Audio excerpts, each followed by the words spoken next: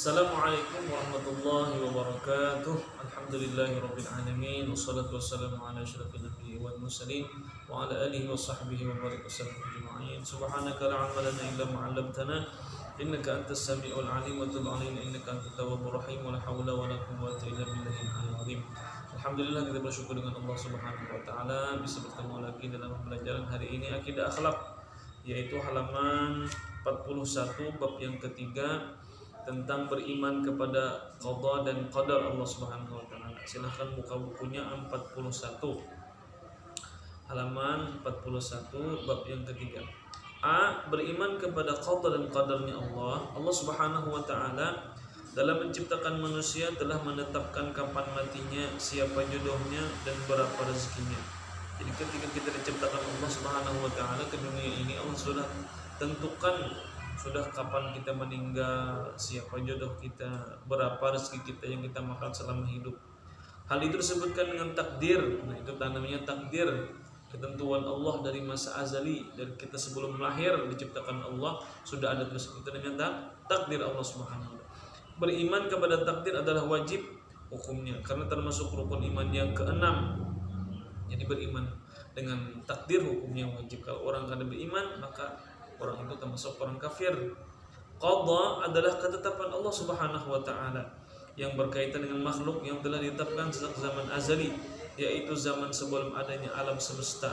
Qadanya Allah taala, ketentuan. Sedangkan pengertian qadar adalah ketetapan Allah Subhanahu wa taala atas makhluknya yang akan terjadi atau belum terjadi pada masanya. Itu namanya qada, ketetapan Allah. Sedangkan qadar adalah ketetapan Allah yang akan terjadi atau belum terjadi lagi misalnya. Jadi beriman kepada takdir baik maupun buruk akan menjadikan kita manusia yang dekat dengan Allah Subhanahu wa taala, karena sejatinya segala sesuatu yang akan atau sudah menimpa kita adalah atas kehendak Allah. Hubungan antara qada dan qadar sering kita sebut dengan istilah takdir. Jadi kalau kita sudah terjadi, apapun sudah yang diberikan Allah, itu namanya takdirnya Allah. Kita diberikan Allah muka seperti ini, muka seperti ini, nah itu takdirnya Allah. Kita menjadi ini, itu takdirnya Allah. Kita terima dengan baik, kemudian kita syukuri. Baik, kemudian macam-macam takdir. Para ulama berpendapat bahwa takdir terbagi menjadi 3 macam, yaitu yang pertama takdir mu'allaq.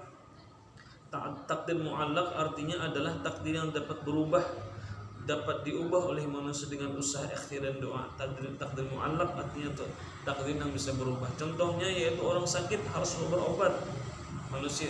Jadi sakit itu termasuk takdir mu'allaq, bisa berubah, bisa sehat dengan berobat.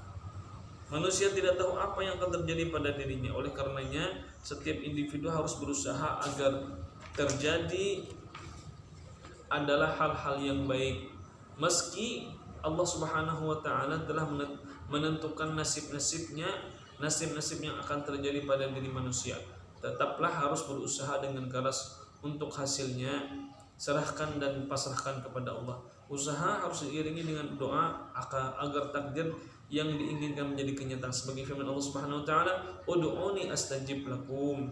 Berdoalah kepadaku, niscaya Allah aku akan perkenankan bagimu, kata Allah.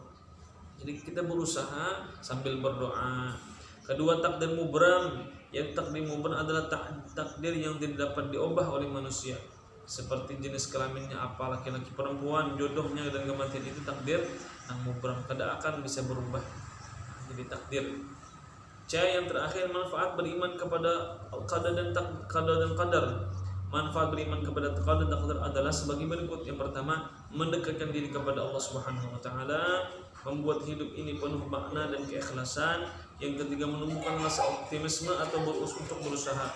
Yang keempat, menjadikan manusia yang bersyukur dan bertawakal. Jadi intinya takdirnya Allah, kita harus beriman dengan takdir qada dan qadarnya Allah atau takdirnya Allah Subhanahu wa taala, seraya kita berusaha, berdoa, dan kita serahkan hasilnya kepada Allah Subhanahu wa taala. Kita terima dan kita bersyukur dengan Allah. Itu adalah pembahasan dengan qada dan qadar. Bisa pahami. Ihdinas siratal mustaqim. Assalamualaikum warahmatullahi wabarakatuh.